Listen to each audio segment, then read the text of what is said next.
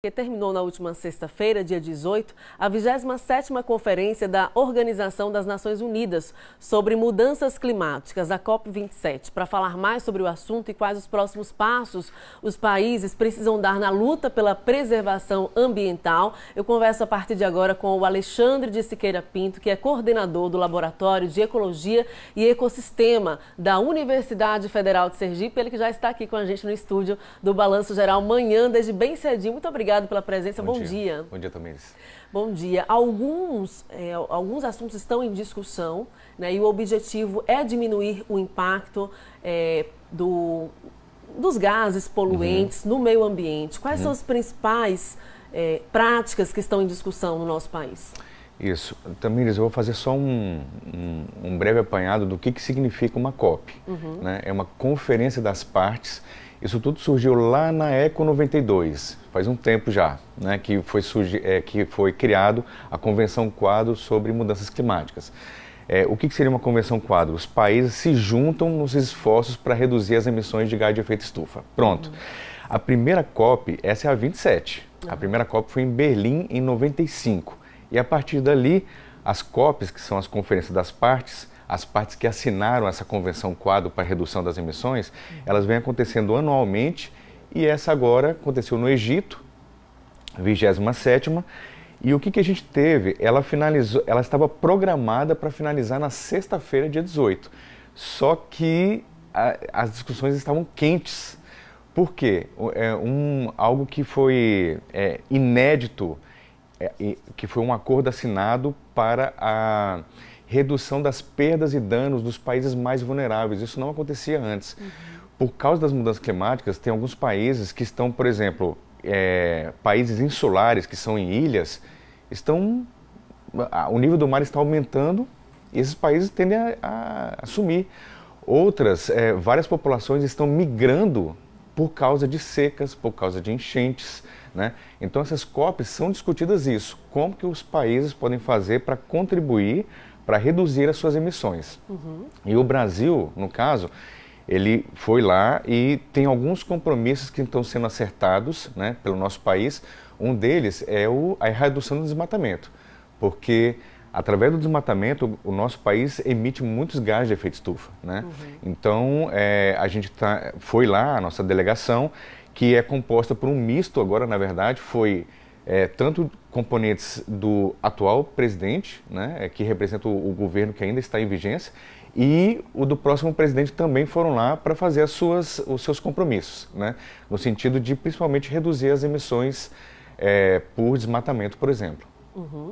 Entre os senadores que anunciaram presença estiveram lá o petista Jacques Wagner, da Bahia, o presidente da Comissão do Meio Ambiente, o Fabiano Contarato, do Espírito Santo, o Jean Prates, do Rio Grande do Norte. Também esteve presente o presidente da República eleito, Luiz Inácio Lula da Silva, que foi convidado para o evento. E aí é importante a gente explicar para a população esses compromissos que foram firmados no intuito de reduzir esses impactos negativos para o nosso meio ambiente, que de certa forma geram desequilíbrios, né?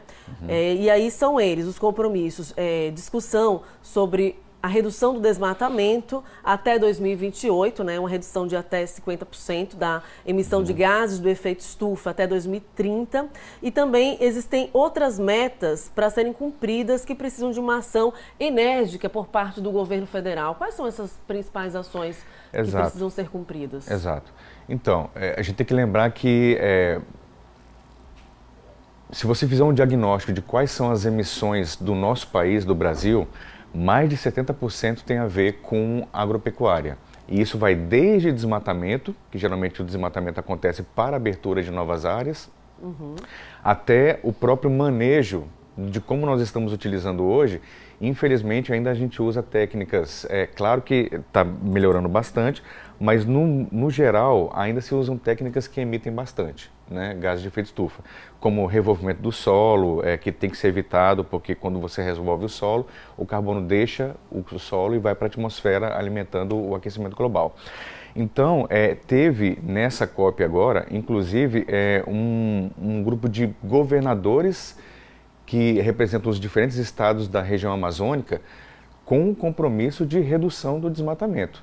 Porque se você for considerar que grande parte das emissões vem do desmatamento, então você vai ter grandes contribuições se você reduzir, né, esse tipo de manejo que, aliás, uma das perguntas que a gente faz, né, será que é possível produzir alimentos sem desmatar? Sim, sim. Nós já temos tecnologia suficiente para recuperar as áreas que estão degradadas, as áreas que hoje são cultivadas e estão degradadas, é possível a gente resgatar elas, recuperá-las e assim diminuir a demanda por desmatamento, ou seja, abertura de novas áreas. Não é necessário mais desmatar e queimar. A gente, com o que já está aberto, é possível a gente recuperar essas áreas e fazer a produção de alimentos, porque a gente precisa se alimentar, né? E assim diminuir o desmatamento. Então é uma mudança de política pública, né, Exato. na verdade. Exato. É de incentivo que, aliás, já está acontecendo. O governo federal, desde 2010, já instalou a agricultura de baixo carbono, né? Isso vem desde 2010. E só o que está envolvido com a agricultura de baixo carbono? Tá, recuperação de áreas degradadas, tá, integração lavoura-pecuária, que é quando você junta, né, numa mesma área o cultivo, gado, você coloca gado e também lavouras, né? Fixação biológica de nitrogênio, que também ajuda nesse processo de sequestro de carbono. Então, isso já está em vigência. Na verdade, é preciso mais incentivo para que isso seja espalhado para uma área maior no país. Justamente para evitar o efeito estufa. Quais são as Exato. principais consequências do efeito estufa? Exato. Olha, só um esclarecimento. O efeito estufa, em si, é ele que mantém o nosso planeta vivo, né? Nosso planeta só está com os seres vivos presentes nele por causa do efeito estufa. Por quê? Porque se não fosse o efeito estufa, a temperatura do planeta ia ser 30 graus Celsius a menos do que nós temos hoje. Ou seja, nosso planeta seria congelado se não fosse o efeito estufa. Aí você pode me perguntar, qual que é o problema então? Se o planeta precisa do efeito estufa para ficar vivo.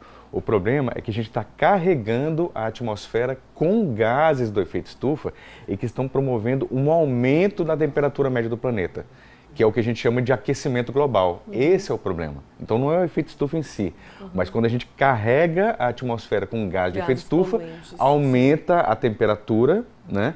E isso está provocando enchentes, o que a gente chama de eventos extremos de clima, né? Porque mexe com todo o balanço da energia. Enchentes, ondas de calor, né? Furacões e tudo mais. Então, o que a gente tem que combater é justamente essa emissão e, de preferência, promover o sequestro de carbono, porque a gente está emitindo carbono a mais, né, para a atmosfera. A gente tem que remover isso aí e colocar na biomassa, colocar em outros locais que não na atmosfera. A população também tem papel nessa luta, professor? No dia a dia. Por exemplo, evitar desperdício de alimento. Porque se você desperdiça alimento, o que o agronegócio, por exemplo, percebe? Opa, estamos precisando produzir mais alimentos, mas não é porque a gente tem que alimentar, tá havendo desperdício, né? Então, evitar o desperdício, consumir de empresas que sejam responsáveis na produção do seu alimento, desde gado rastreado, que sabe que o gado veio de áreas que não foram desmatadas, até a madeira certificada, que é uma madeira que veio de reflorestamento e não de desmatamento. Então, a sociedade pode contribuir dessa forma, né? Através do seu mudança de hábito e perceber um pouquinho melhor. Em relação aos poluentes de gases? Em relação aos poluentes. Sim. A população pode contribuir de que maneira? Então, se você consome produtos de empresas que não poluem, né? Inclusive as empresas já estão percebendo que a população está preocupada nesse sentido, né? De como que ela pode impactar menos, e elas começam a agregar valor à marca, ou seja, o meu produto é livre de desmatamento, o meu produto ele emite menos no processo de produção. Então a sociedade, ao consumir esse tipo de material, contribui para que as empresas se forcem a esse tipo de comportamento. Perfeito. Professor, a gente quer agradecer a sua presença. Para você que está ligando a TV agora, conversei agora com o professor Alexandre de Siqueira, ele que é coordenador do Laboratório de Pesquisa de Ecossistema da Universidade Federal de Sergipe. Muito obrigada pela participação com a gente. Obrigado, bom dia, Tamires, e bom dia ao seu público. Excelente, excelente dia.